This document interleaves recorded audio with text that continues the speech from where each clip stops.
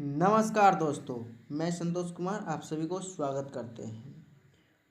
आज हम लोग क्लास 12 इकोनॉमिक्स के 100 मोस्ट VVI ऑब्जेक्टिव क्वेश्चन को कवर करेंगे, जो कि 2026 के बोर्ड एग्जाम के लिए बहुत ही महत्वपूर्ण है।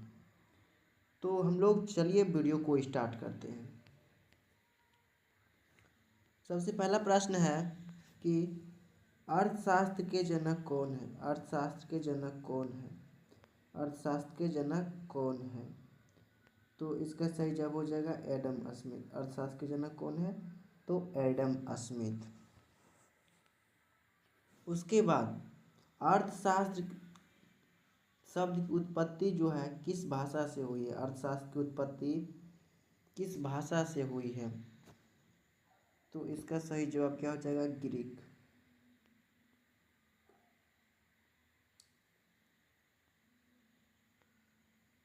मांग का नियम किसके बीच संबंध बताता है। मांग का नियम किसके संबंध बताता है, तो मूल्य और मांग। क्या हो जाएगा, मूल्य और मांग। उसके बाद जब आय बढ़ने पर किसी वस्तु की मांग घटती है तो उसे क्या कहते हैं, हीन वस्तु। उसे क्या कहते हैं, हीन वस्तु। उसके बाद हमारा नेक्स्ट प्रश्न है कि मांग की लोच मापती है संवेदनशीलता। मांग की लोच मापती है संवेदनशीलता। उसके बाद एकाधिकार बाजार में विक्रेताओं की संख्या होती है। एकाधिकार बाजारों में विक्रेताओं की संख्या होती है केवल एक, केवल एक। उसके बाद हमारा नेक्स्ट प्रश्न है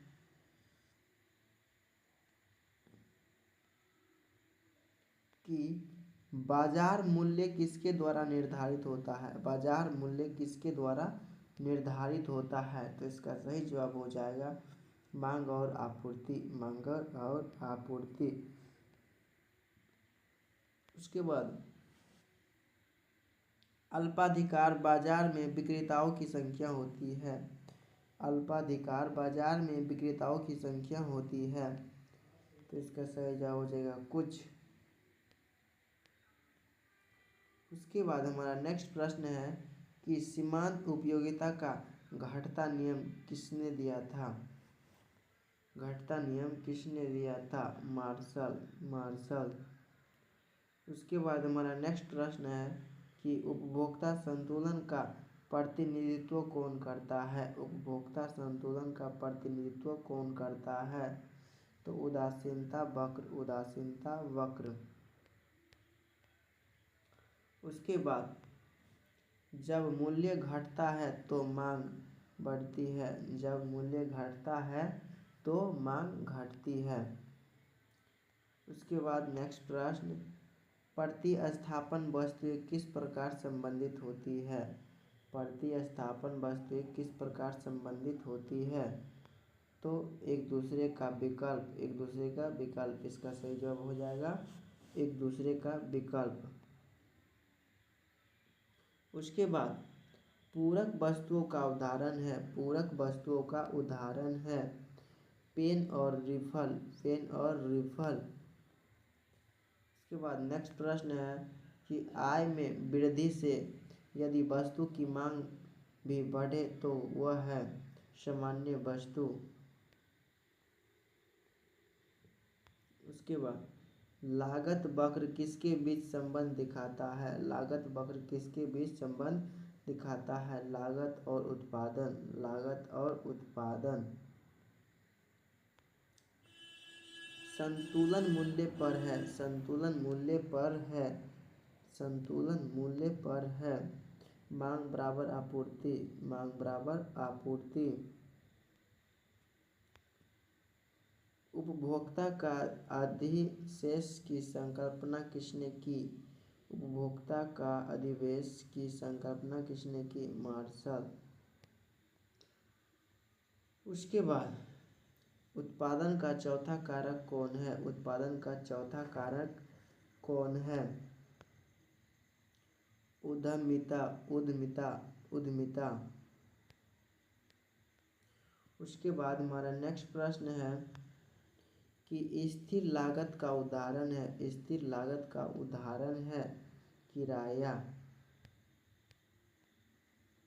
उसके बाद सीमांत लागत MC क्या है? सीमांत लागत MC क्या है? अतिरिक्त इकाई की गलत, अतिरिक्त इकाई की गलत।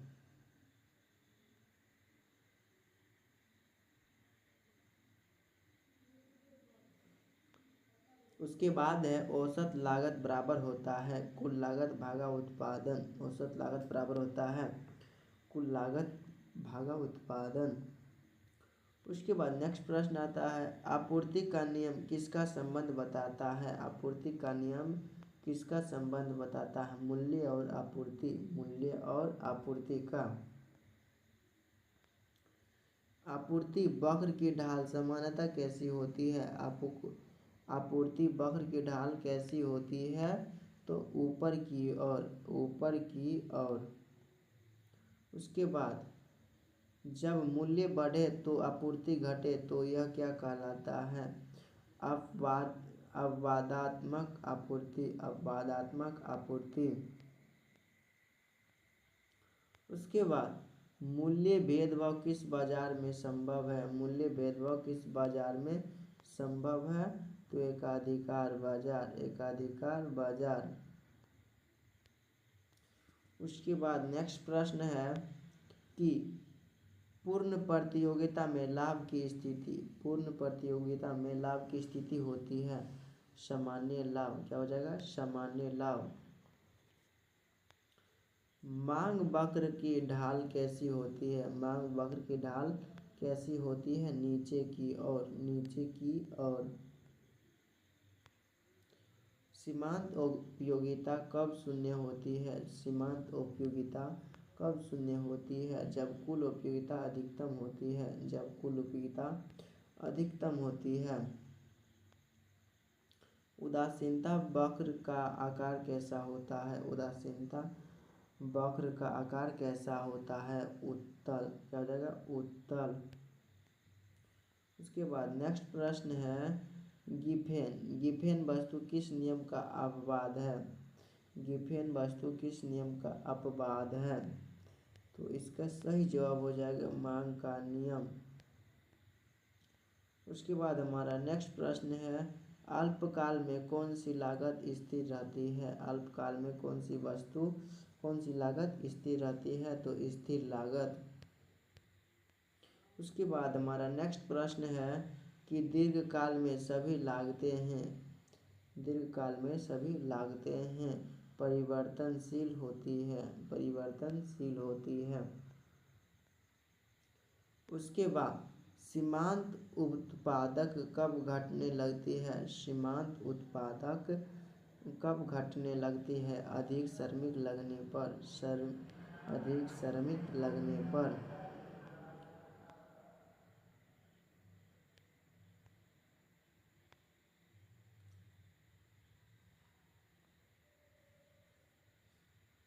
अवसर लागत क्या है? अवसर लागत क्या है? त्यागी गई सर्वश्रेष्ठ विकल्प उपयोगिता, त्यागी गई सर्वश्रेष्ठ वैकल्पिक उपयोगिता। उसके बाद हमारा नेक्स्ट है कि रियल कास्ट की संकल्पना किसने की थी? रियल कास्ट की संकल्पना किसने की थी? मार्शल।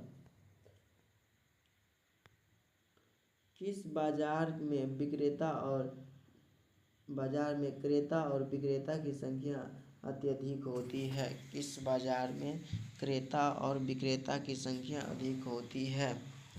तो पूर्ण प्रतियोगिता में, कृषि में पूर्ण प्रतियोगिता में। उसके बाद किंगवट डिमांड कर्व किस बाजार से संबंधित है? तो अल्पाधिकार, अल्पाधिकार। उसके बाद नेक्स्ट है मूल्य रेखा का ढाल किससे निर्धारित होता है? मूल्य रेखा का निर्धारित किससे होता है? तो वस्तुओं के मूल्य अनुपात से, वस्तुओं के मूल्य अनुपात से। उसके बाद जब कीमत घटने से कुल व्यय घटता है तो मांग होती है ओलक्षशील क्या होता है? ओलक्षशील। उसके बाद हमारा नेक्स्ट प्रश्न है कि औसत आय और सीमांत आय किस बाजार में समान होती है? तो पूर्ण प्रतियोगिता में। उसके बाद नेक्स्ट प्रश्न है कि संतुलन में AR वक्र और MC वक्र कहाँ मिलती है? नहीं मिलती है। उसके बाद हमारा नेक्स्ट प्रश्न है ब्रेक इवन पॉइंट क्या दर्शाता है? तो कुल लागत बराबर कुल आय।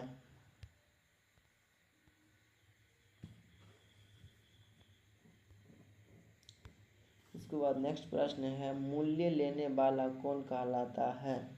मूल्य लेने वाला कौन कहलाता है? पूर्ण उपयोगिता का उत्पादक। उसके बाद हमारा नेक्स्ट है कि एकाधिकार का मुख्य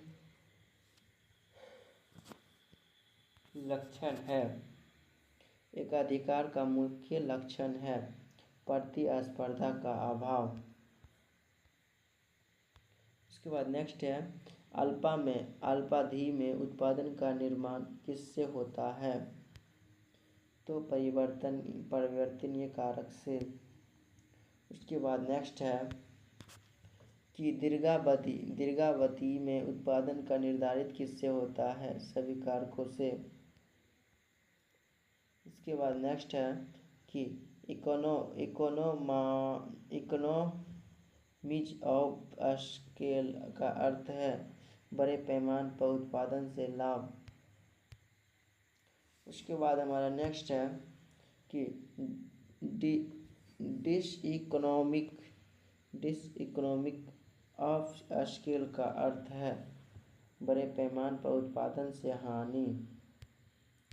उसके बाद हमारा नेक्स्ट प्रश्न है जब AR बड़ा और AC छोटा हो तो लाभ होता है।